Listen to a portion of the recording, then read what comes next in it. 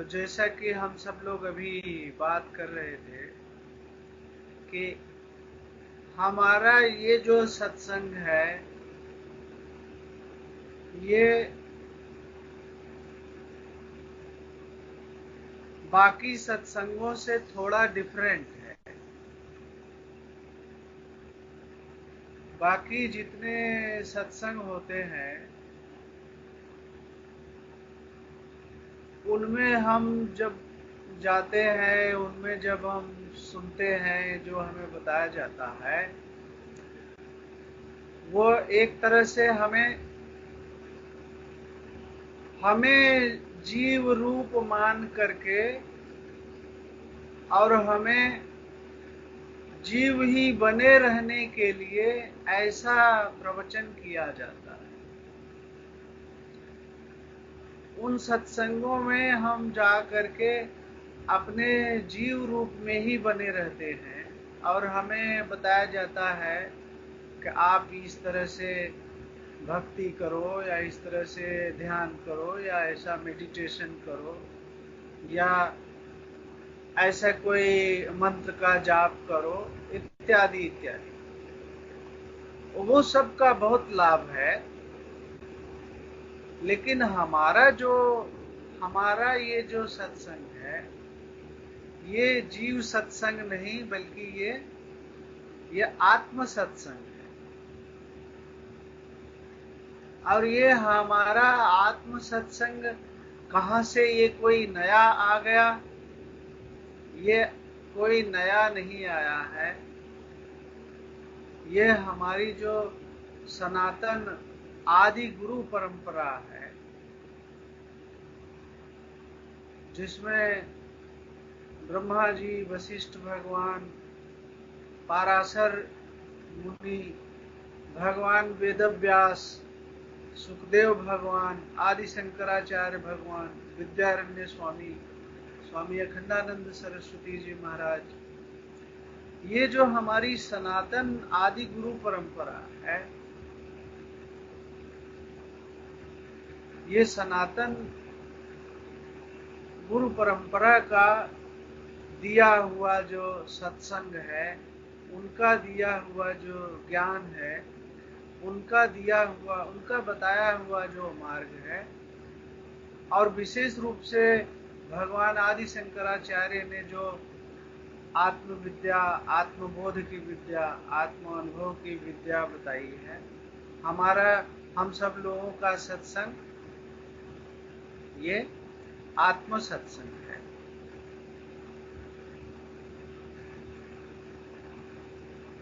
अब ये आत्म सत्संग से हमें क्या लाभ है?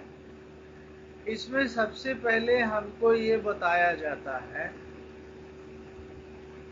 कि हमारा असली स्वरूप क्या है। हम वास्तव में क्या हैं? हमारी रियलिटी क्या है? क्या हम वास्तव में जीव हैं या फिर हम उस जीव से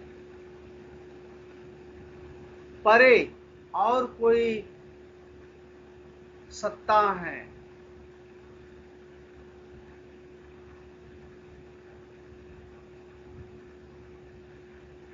वो जब हमें बताया जाता है आत्म सत्संग में, और जब हम अपने उस असली स्वरूप का अनुभव करते हैं, तो वो जीवों के लिए एक बड़ा ही शीतल छाया की तरह वो अनुभव होता है। हम सब लोग अपने को जीव तो जानते ही हैं। अगर हमें सत्संगों में भी जाके यही बताया जाए कि हम जीव हैं, तो हमें प्राप्त क्या हुआ? हम जीव हैं ये तो हमें पहले से मालूम है। तो आत्म सत्संग क्या है? जिसमें हमें अपने असली स्वरूप से परिचय कराया जाता है और सिर्फ बता करके नहीं, सिर्फ समझा करके नहीं, बल्कि अनुभव के माध्यम से बताया जाता है। भगवान आदि शंकराचार्य विवेक चूड़ामणि में कहते हैं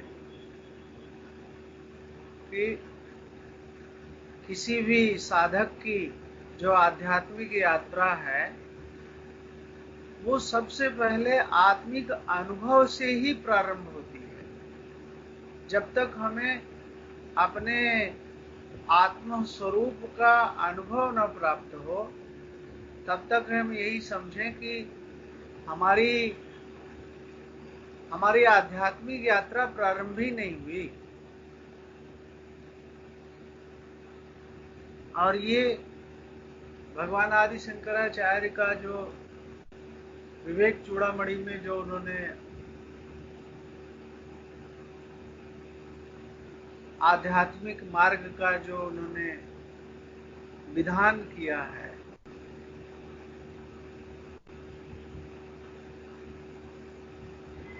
हम जीवों पर बहुत कृपा करके, बहुत करुणा करके किया है,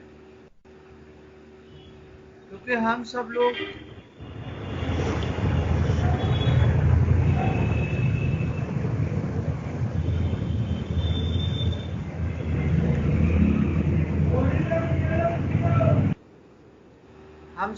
जो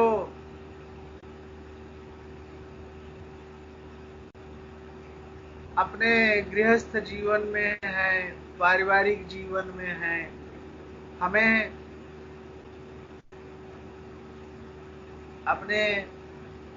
अपनी पारिवारिक जिम्मेदारियों को निभाने के लिए संसार में, व्यवहार में तमाम प्रकार के हमें संघर्ष झेलने पड़ते हैं। और उन संघर्षों में जो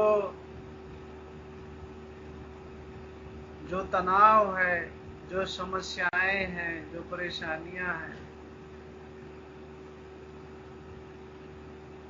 उनके बीच में अगर हमें ऐसे आत्म सत्संग के माध्यम से, आत्म अनुभव के माध्यम से एक चैतन्य स्वरूप होने की अनुभूति प्राप्त हो जाए तो वो एक शीतल छाया की तरह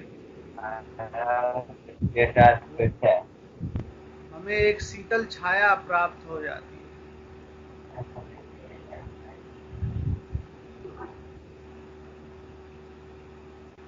और एक तरीके से इसको, और आत्म सत्संग क्या है, इसको एक तरीके से और हम समझ सकते हैं। हमारा जो सनातन ज्ञान परंपरा है, वेद ही समस्त ज्ञान का स्रोत है। हमारे जो 4 वेद हैं, चारों वेदों को भगवान वेदव्यास ने पुनर्संगठित किया। भगवान वेदव्यास ने चारों वेदों की जो फिर से व्यवस्था बताई मनुष्य मात्र के आत्म कल्याण के लिए, तो वेद में भी 3 मार्ग बताए गए। वेदों में सबसे पहले कर्म का मार्ग बताया गया, कर्म के बाद उपासना का मार्ग बताया गया, और उपासना के बाद अंतिम में ज्ञान का मार्ग बताया गया। इसी ज्ञान के मार्ग को वेदांत कहते हैं या आत्म विद्या कहते हैं, उपनिषदों की विद्या कहते हैं। तो भगवान वेदव्यास ने जो चारों वेदों का संकलन किया उसके अनुसार भी, और गीता में भी यही बताया भगवान श्री कृष्ण ने, कर्म का मार्ग, उपासना का मार्ग और ज्ञान का मार्ग। तो कर्म का मार्ग क्या है, वो तो हम सब, कर्म तो हम सब कर ही रहे हैं अपने अपने परिवार में, अपने गृहस्थ जीवन में। कर्म के मार्ग से तो हम लोग भली भांति परिचित हैं।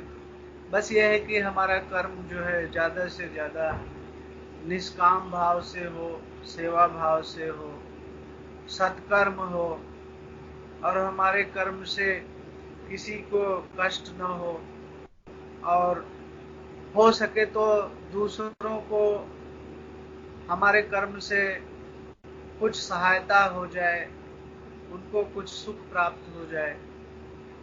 यही कर्म का मार्ग सारांश में है। कर्म के फल की इच्छा ना करें, निष्काम भाव से कर्म करें, और जो भी हम अपने जीवन में कर्म करें वो भगवान की सेवा समझ के करें। जो भी हम परिवार में, समाज में जो हम कर्म कर रहे हैं, या कोई नौकरी चाकरी में भी हम कर्म कर रहे हैं, वो भी हम देश की सेवा और सामान्य जनमानस की सेवा, है ना, सेवा समझ करके अगर हम कर्म करें तो हमारा कर्म ही भगवान की पूजा हो जाती है। कर्म ही हम बिना कर्म को छोड़े ही आध्यात्मिक जीवन जी सकते हैं। कैसे? वो उस कर्म को ही भगवान की पूजा के भाव से करने लग जाएं तो हमारा कर्म ही अध्यात्म हो जाता है।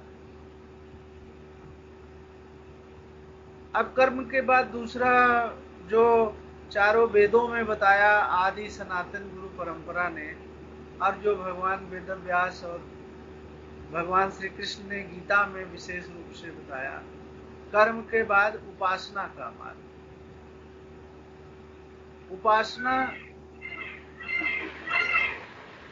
उपासना का अर्थ यह है कि हम ईश्वर को, भगवान को किसी न किसी माध्यम से हम भगवान से जुड़े, हमारे हृदय में भगवान के प्रति भक्ति हो।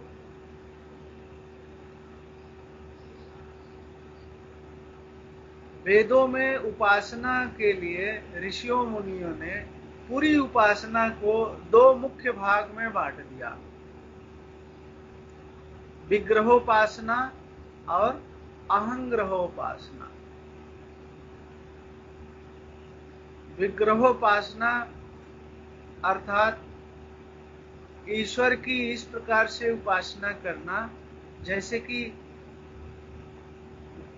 ईश्वर हमसे अलग है, और ईश्वर का ये रूप है, ईश्वर का ये आकार है, ईश्वर का ये प्रतीक है, और उस प्रतीक की उपासना करना, ये विग्रहोपासना। और ऋषियों मुनियों ने जो उपनिषदों में कहा, वो उपासना का एक और ऊंचा और श्रेष्ठ विधि बताया, वो है अहंग्रहोपासना। विग्रहोपासना के बाद अहंग्रहोपासना। अहंग्रहोपासना का अर्थ यह है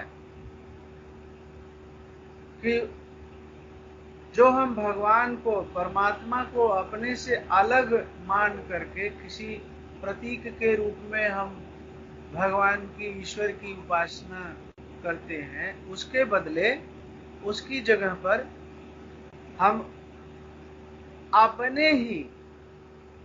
अपने असली स्वरूप को खोज करके, अपने ही आत्म स्वरूप को जान करके, और उस आत्म स्वरूप को परमात्मा का ही एक रूप ऐसा भली भांति समझ करके उस आत्म स्वरूप में स्थित होने की जो उपासना करें, ये अहंग्रहोपासना है।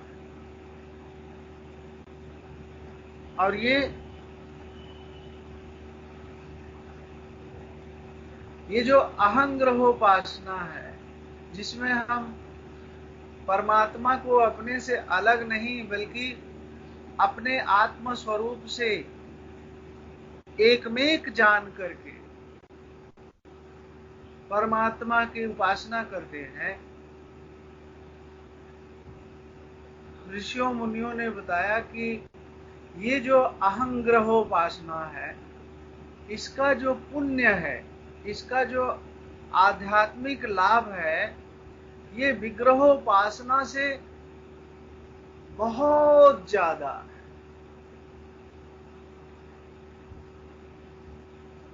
सहस्त्र गुना, ऐसा कहा, सहस्त्र गुना लाभ है विग्रहोपासना से, सहस्त्र गुना ज्यादा लाभ है अहंग्रहोपासना। तो ये जो अहंग्रहोपासना है, ये परमात्मा की सर्वश्रेष्ठ उपासना है। यही हमारे सनातन गुरु परंपरा ने, भगवान वशिष्ठ ने, भगवान वेदव्यास ने, सुखदेव भगवान ने और तमाम ऋषियों मुनियों ने यही हम सबको बताया है। इसलिए हम सब लोग जो भगवान आदि शंकराचार्य को अपना इष्ट, अपना मार्गदर्शक, अपना अपना सदगुरु, अपना भगवान मान करके हम लोग ये आत्म सत्संग हमने प्रारंभ किया है। तो ये आत्म सत्संग जो है, ये परमात्मा की सर्वश्रेष्ठ उपासना का विधान है। और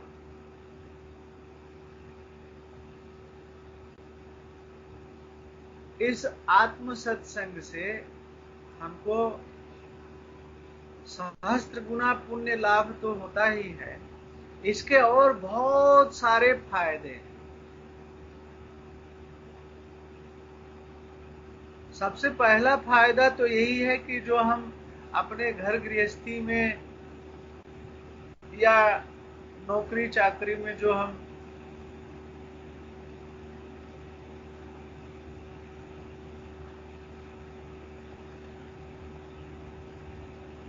संघर्ष में जो गुजरते हैं, आत्म सत्संग में जब हमें अपने उस चेतन अनुभव से एकमेक होने का मौका मिलता है, तो हमें बड़ा ही दिव्य, मधुर, शीतल आनंद प्राप्त हो जाता है। और वो आनंद हमारा सिर्फ उतने ही देर के लिए नहीं, उसके बाद कई दिनों तक वो आनंद, वो आत्मिक आनंद हमारे साथ बना रहता है। ये तो साप्ताहिक लाभ है। दूसरा व्यवहारिक लाभ क्या है आत्म सत्संग का, कि जब हम अपने असली स्वरूप को, अपने अपने आत्म स्वरूप को खोजते हैं, उसको पा जाते हैं, उसको अपने अनुभव से उसको हम प्राप्त कर लेते हैं, तब धीरे धीरे हमारा जो जीव भाव है ना, आज उस पर बात करेंगे। आज का वही मेन थीम है, जीव भाव।